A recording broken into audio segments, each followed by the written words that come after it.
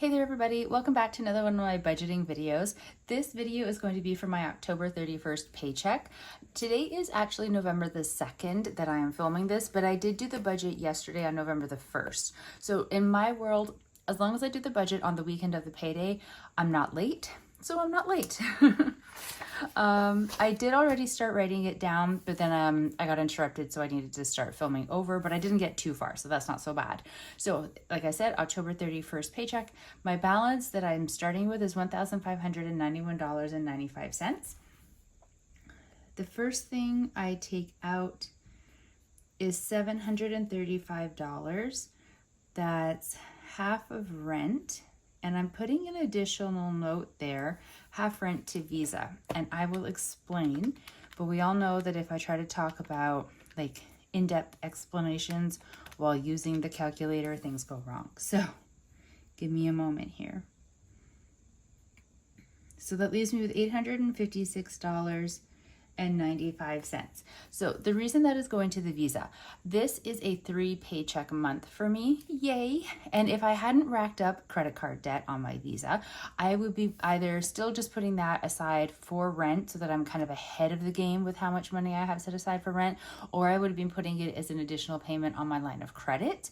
However, I did rack up the credit card. Now, some of that was calculated. I had some gifted money to use however I wanted, and so I intended to use it at IKEA to buy a bookcase. I did go to IKEA and I did purchase the bookcase.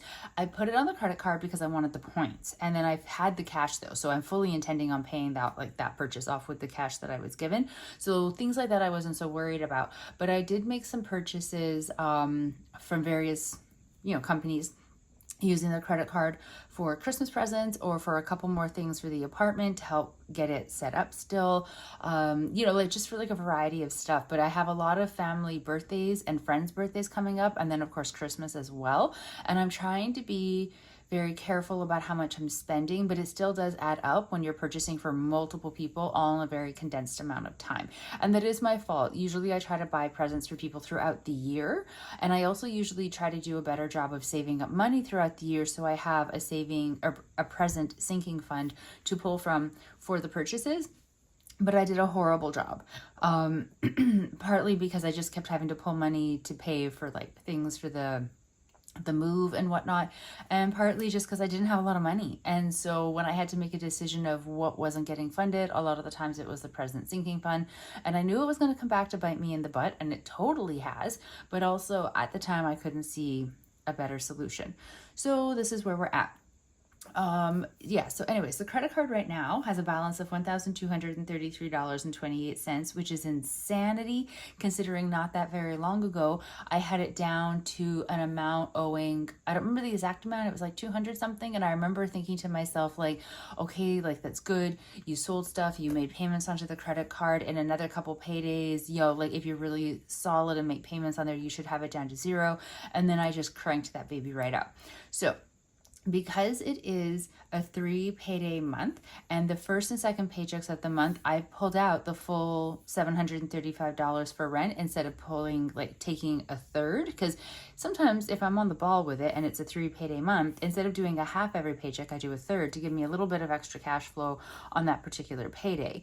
But I didn't do that. So I've already put aside a full month's rent from my first 2 paychecks of October. So I decided that the third paycheck of October, the $735 is going to the Visa to help pay off charges that are on the Visa card.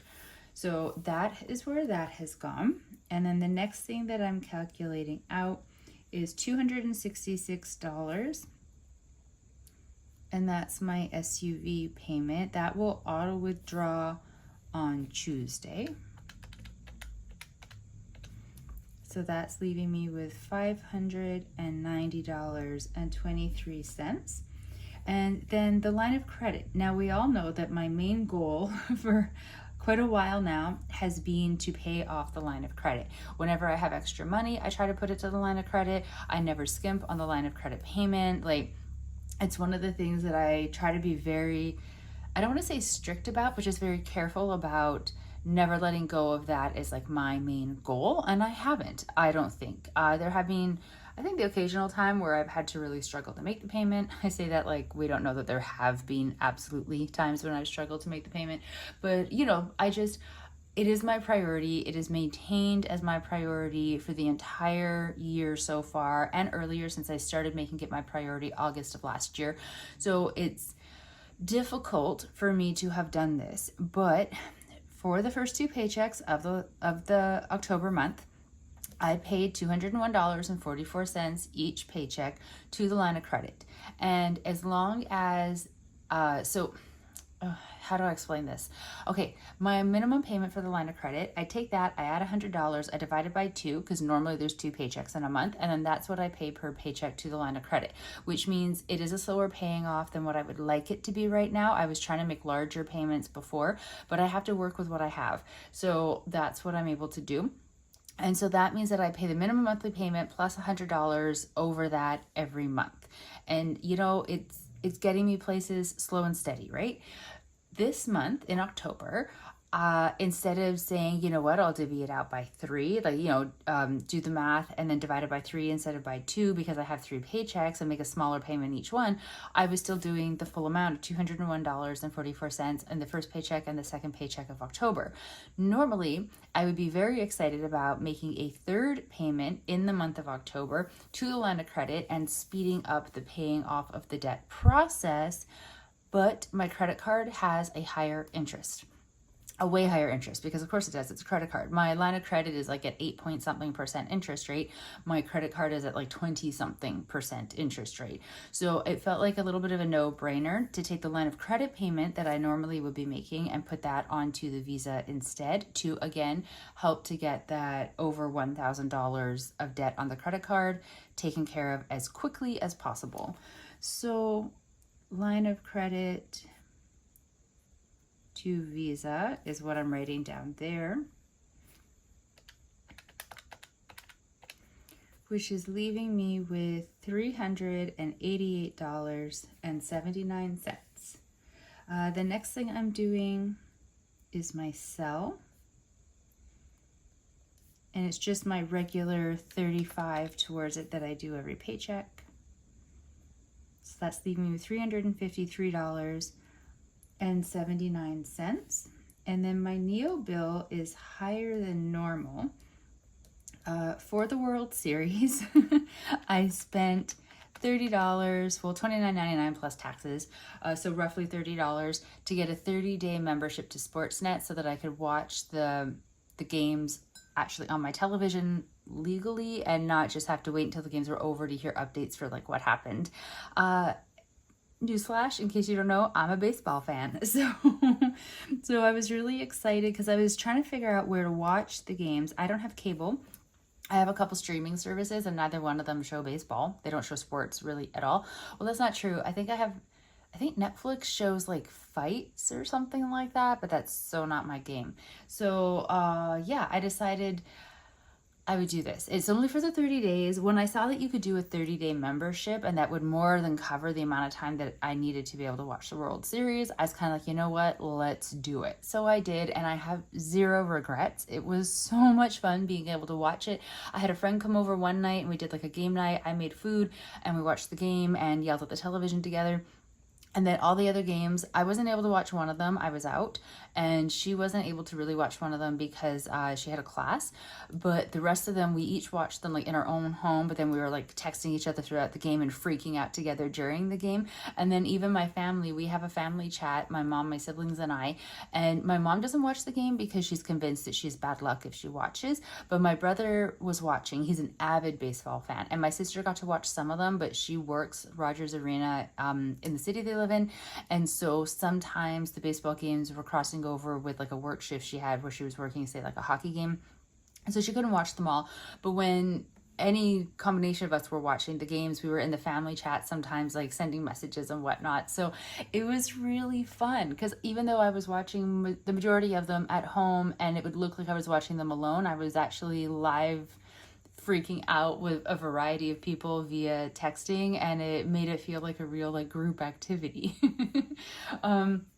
But so the Neo bill has the $30, well, the $29.99 plus taxes, so 30 whatever, plus like my regular charges on there. So that's why it's a little bit higher than normal. But again, zero regrets. Absolutely loved the experience. I have gone in as basically 10 minutes after the game was over yesterday. I signed into my account and I canceled my subscription. It is only supposed to be for 30 days and it didn't say anything about an automatic renewal, but I'm nervous. So I went in and I canceled it. It's still good until the 25th of November. So I can still go on and watch other sports if I want. I don't really watch other sports, but that's fine. I have the option anyways. Yeah, I know that will cancel, or like not cancel, but just end and not charge me again because I have canceled the subscription. So no worries about that. And I think it was an excellent purchase. The next thing I'm doing is $153.46 for cash. And as always, just give me a couple minutes and I will break that down for you. So that's leaving me with $147.20. And then I'm pulling out $121 for my sinking funds, which is leaving me with $26.20. So I'm just going to put some little notes up here. So Superstore, $66.54. This is because I went grocery shopping on Saturday before I did the budget, and so I wanted to make sure like I'm not pulling out like the full amount that I normally put towards grocery and household because I already did my shopping for this week. And then I also have a little note I want to put about the Visa. So the balance of $1,233.28 minus the $735, which is the half of rent.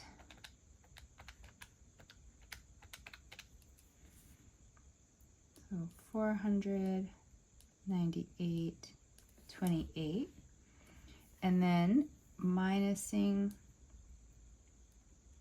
$201.44, which is that line of credit payment, which leaves me owing $296.84. Now I haven't done this yet because I did the budget on Saturday, and the banks, I know that you can take cash into the ATM and deposit it in the ATM and like tell it where you want it to go. But I don't trust that. And I know that's ridiculous because generally I'm all about the technology and not about doing things old school. And I don't like going into the actual bank. It's weird. But you used to put the money in an envelope and you'd had to write on the envelope and then you put it into the machine. And I was okay with that because I'm like, it's in the envelope. I've sealed it. I've written my account on the envelope. It's fine. So when they're figuring out on their end all the things that have been dropped into the ATM machine, they know that this little wad of cash is mine. But now you just put the cash in all free bills, like it's not in an envelope. You don't write on anything. So I don't trust it because what if it's on their side and they're calculating all the different deposits that all the various people made over the weekend and they're like, hey, like we're $40 short. Who did they decide didn't pay the $40? What if they decide it was me, even though I did, and now I'm short $40? I just don't trust it. So I will wait. And Monday, I don't believe I have any appointments after work on Monday. If I do, it'll bump to Tuesday. But somewhere at the beginning part of this week, I will take the cash and walk over to the bank and put it as a payment onto the Visa. So that's the $260, which means I'm still going to be owing $36.84, except like I said, there was still something pending on the card, and I do apologize, but I'm blanking right now on what that is. I looked at it and I was like, oh yeah, that.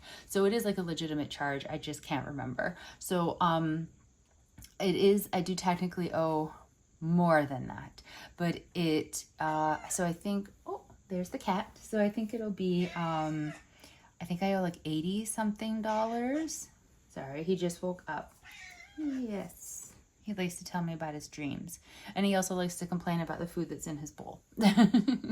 So we've switched over to wet food, and he has many thoughts about it. But so it should be whatever the total is that I owe should be under $100. So depending on how the paycheck is next week, and how, I don't know, I guess like how well things go, I'm hopefully going to be able to pay it off. And I'm going to say 2 paychecks, because while I wish that I would have enough extra money in my budget to be able to make, you know, a almost $100 payment onto the Visa and just get it paid off, we all see my budget.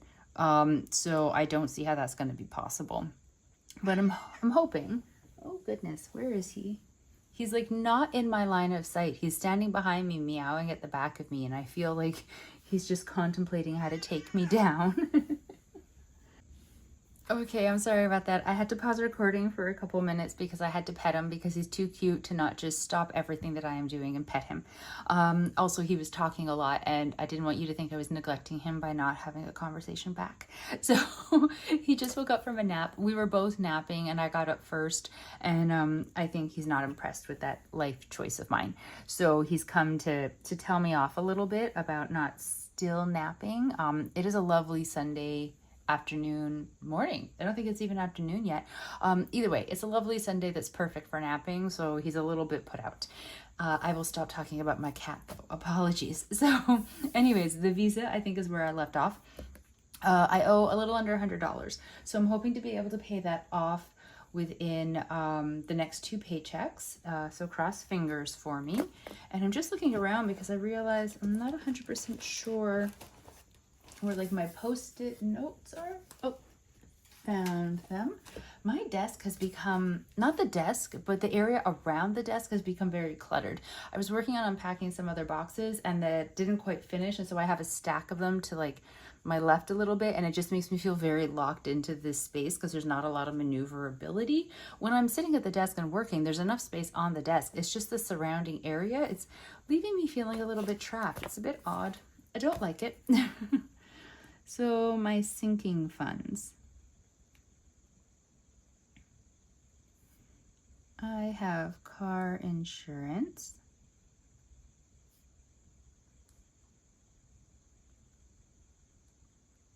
tenant insurance, tech, travel, dragon boat, presents, and emergency fund. So my car insurance gets 70, tenant insurance gets 16, tech gets 15, and I really wanted to be able to put something on the rest of these, but I don't have a lot of money, clearly. So I'm just putting 5 on each, because I'm kind of back to that theory of any little bit, you know, it'll all add up in the end.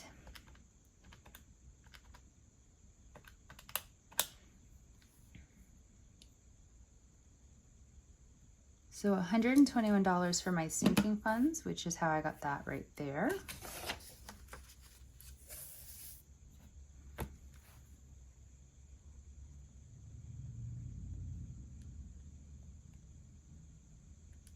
And my cash spending categories. Striker, groceries and household,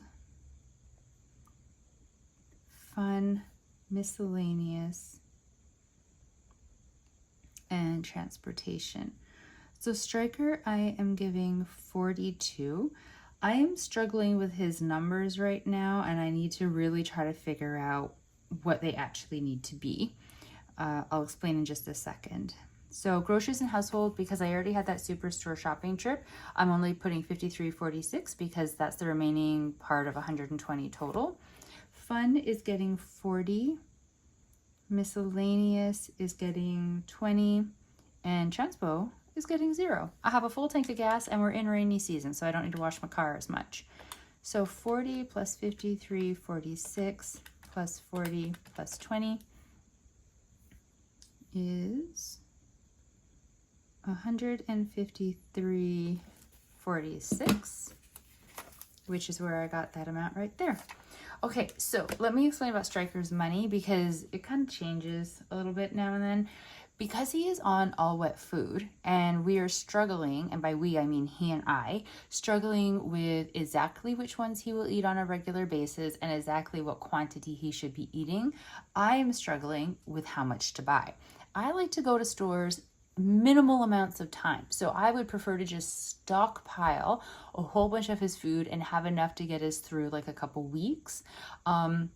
However, he changes his mind within the middle of a day, even sometimes, for what food he will eat. So I have two brands. One of them is like a pate, one of them is like actual like pieces of tuna and like a sauce. And we're sort of, he prefers the tunas and sauces, but they come in smaller cans only, and they're quite expensive. Now, the bonus side is nothing in them seems to be something that is gonna like affect his tummy. He doesn't get sick when he eats them, but he decides randomly that a flavor that he liked in the morning, he no longer likes in the evening. So he'll like refuse to eat it. Absolutely will not. He is very much a cat dedicated to just starving himself until he gets what he wants. So this whole like, please don't try to tell me if I just leave the food out, he'll eat it eventually if he gets hungry enough. He will not. We have past experience with this. So I'll put out a food in the morning that he liked the day before. He won't touch it and he will cry all day because he thinks that I'm trying to starve him, the poor little guy. Whereas I'm just trying to like save my $3 because the can of cat food is so expensive and get him to eat it and just try to convince him that like, no, you liked it yesterday. You can like it today. It's going to be fine. And then ultimately I end up throwing out cat food that was perfectly fine, except for he just decided on a whim he no longer likes it. And there goes a can of our stockpile. And also my money. And then depending on what I stockpiled up with, perhaps I have other cans of that flavor that now he's not going to touch. Now I'm lucky that Bosley's, which is where I buy his food from, if I take it back, they will, like they'll let me exchange it, like obviously if it's unopened. So if I have, 3 or 4 cans of this one particular flavor and now he's decided he's not going to eat it, I can take the unopened ones back and exchange them for a flavor that he will eat. But then that just means like it's another trip. Do you know what I mean? And I'm trying to be conscious of like saving my time and my energy and my gas, and also like purchasing the things that he's going to eat. But also there's only one flavor he seems consistently not going off of yet, and I'm scared if I just stockpile on that one, he's going to get bored with it and then stop eating that one completely, and then I won't have a reliable one that I know if I open this one he will eat it. And so since he didn't eat the majority of the one I put out in the morning, at least I know he'll eat his dinner. So in case you're wondering, it's tuna with pumpkin of all things. So then there's this other can of cat food that's a pate, and I got it in the salmon and I got it in the tuna. Now he used to eat the dry food of this company, so I thought that they would be a pretty safe bet. I tried with one can of the salmon one time of the wet food, and he was sort of like, okay, he was amenable to it. It was all right. So I bought one each, one of the salmon and one of the tuna. I gave him the tuna one earlier this week and it made him dreadfully sick. It was horrible. So no more of that one. And then that got me nervous about opening the cans of salmon that I had bought, but I decided to give it a try. So I opened one yesterday because I'm hoping if I can get him to eat the bigger cans, because cost-wise, they're more cost effective. Is that the right term? Like they're bigger, but they don't cost more or not that much more than like the little cans. So they'll last him for more meals with not a lot of difference in the price variation of the two types. So what I'm hoping to do is get him into consistently eating from the larger can, the pate one, and maybe have like that full can over the course of the day, and then the one with the tuna and pumpkin like in between as snacks. Do you know what I mean? When they eat wet food, they're supposed to eat so much in a day. It's insane. So anyways, I'm trying to do that. So yesterday I opened up the salmon one, the pate, and he was eating it and he seemed perfectly fine. And I put a little bit out for him to be able to snack on overnight. Not too much, because if he doesn't eat it, then it goes gross, right? So I don't want to waste it. But he ate it overnight, which is great. And he woke me up this morning because he wanted breakfast and I wasn't up yet. But fair, I figured that was fine because the salmon that was in there, the pate, had been sitting overnight. So like it's probably kind of gross now. So I put out the remainder of the can. Guess what he hasn't eaten yet, even though he woke me up because he was so hungry, and that was hours ago. Hasn't touched the wet food that is in his bowl because apparently he's gone off the pate salmon that he liked only yesterday. So, yeah, I'm really hoping that he will eat it. I've left it out. I'm really just trying to like be strong here, because I need him to not give up on this food, because I need a more cost-effective way of buying the wet food. And the company, like I said, that does the one that he consistently likes, the tuna with the pumpkin, they only make it in this tiny little can. They don't sell it any larger, and it drives me batty because I've been sucked in now.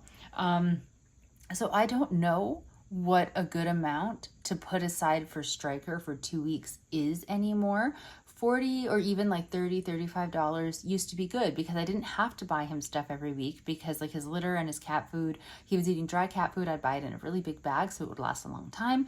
And the litter I was getting like every 2 weeks, 3, depending on which one I was buying. So again, like it had time to build up. So then when he had a purchase that was a little bit more expensive, I had the money for that. But the wet food is draining his money so fast, and then extra, because I'll buy, I don't know, what seems like a lot of cans of cat food, and it'll come out to like over $30, and then it doesn't even get me through like a full calendar week. It'll maybe get me through a business week of 5 days if I'm lucky, and on like that last day I'm like desperately, I have to get to the pet store, or he won't have food for the next day, kind of a thing.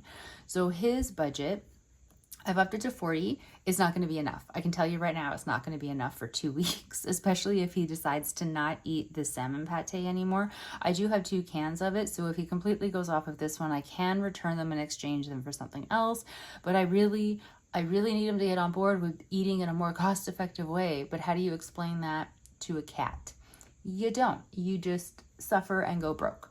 So his money is going to be consistently changing. I'm pretty sure I'm going to be pulling from miscellaneous to help cover the expenses of his cat food over this next pay period. That'll be $60 total for him. Hopefully that'll be enough to get us through. I really don't know if it will though. Like, it's chancy. So this is where I'm at with his money. Transportation, like I said, I have a full tank of gas. I'm good. Fun. I've already got plans next weekend for brunch, not with the friend I normally go with, but with somebody else. So that's probably going to take the entire 40. I'll have to be really careful with what I order, and then I won't be able to do anything that costs money the week after. Well, I guess no, because the weekend after would fall after the next payday, so I guess technically that would fall on that pay period's money. But yeah, I'm gonna have to be careful this whole week, I feel, because there's not a lot of money and there's not a lot of wiggle room for like moving from different categories, really. I think anything that gets moved is going to be getting moved up to Striker. So that is the explanation for cash spending. If you're wondering, yes, I am still just keeping the cash money in my bank account and using my debit card to make purchases and wishing upon a star every time that I don't mess it up. But so this is the budget for my October 31st paycheck. I would love to know what you think about my strategy of taking the half a rent and the line of credit payment and putting it to the Visa to get that down to something much more manageable that I can now hopefully pay off in the next 2 paychecks. I do have a couple more things that I'm going to try to sell on Marketplace. So any extra money that I can make from selling stuff on Marketplace, I'll put onto the Visa to help speed that up. Which, I mean, normally it would be, I would put that onto the line of credit to help speed that up. But interest rates, the interest rate on the Visa is super high, and I never wanted it to get to this high of a balance. I was so proud of myself after the move that I didn't have a huge amount of debt on there once I put on like the money that I had set aside for moving expenses. So the fact that it got racked up so high so quickly bothers me. It bothers me because of like clearly how I was irresponsibly spending. And I do think that at one point when I realized, oh, it's a 3-day pay month or a 3 paycheck month, and I can take half of the rent and put it onto the credit card, that gave me this feeling of like, oh, sure, then I can buy this other thing because I have that money coming, so it's going to be fine, which is a very dangerous mindset for me, clearly, because then I kept spending because I thought, well, I have the money coming from, you know, like that I would normally put aside for rent, and I could put the money that I normally put onto the line of credit. And so then I felt like I had this much bigger safety net than in reality what I had. So I need to be very careful about that with myself, I mean, because it's clearly a pattern of, if I think I have it, I'm going to spend it. And I don't really have regrets on what got put onto the Visa card because it was like my flight home to Edmonton for November. It was charges for things to be able to treat my mom when she was here last month. It's what else? Well, it was the emergency stuff that I had to get for Stryker, stuff for the apartment to help get it set up because I had to replace things because of how much I lost to the mold. So some of them I feel were necessary. Some of them are expenses that I just don't have regrets about. I don't regret spending money on my mother. Like, that's insanity. But I do need to pay it back at some point. And so the painful part of the paying it back this time is that I'm not getting to make additional payments onto my line of credit, which, you know, it does hurt because that has been my goal this whole time to get that down. So I guess lesson learned, to not do that again, I suppose. But yes, okay, so I will stop rambling. This is the budget. I'm left with $26.20, so not a lot of money sitting in the bank after everything processes through. So that means I also have to be very careful because I can't go over my cash spending because there's not like some big safety net to pull from. And that is just how it has all broken down. So thank you very much for following along with my budgeting journey and watching this video. I really do appreciate it. I hope that your budget is going really well, that if you have sinking funds, you are able to get them funded, because remember, even just like a little bit, it all adds up in the end, is my working theory right now. So good luck to everybody with your budgets. I hope everybody is doing well. Stay safe, everybody. Bye.